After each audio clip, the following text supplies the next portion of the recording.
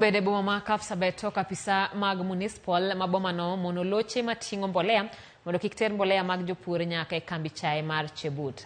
Derepe mag lori gono bedo gi ich wang ka gise apisas goni en karani ne gigeng'one kayiem nono kata bed ni ne gisechulo omenda mar yiengo nyamburko, to apisas go pod ne ogeng'one nyamburko mag gi kuom thuolo mar seche mahewa ang'wen ka giloso e boma Kapsabet. Derepe mag lori go kwayo mondo apisas mag municipal mondo bed gi winjruok achiel kod horuok makare gi jodak ma Kapsabet e kinde ma gichwalo tijegi. Derep lochego kata kamano ne oyienegi kalo tok jofwambo menyo gwandruok mane obedo.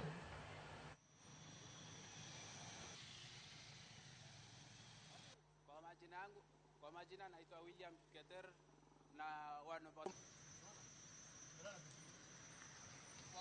Tunavyoona tumetoka Nairobi kuleta mbolea hapo Chebut.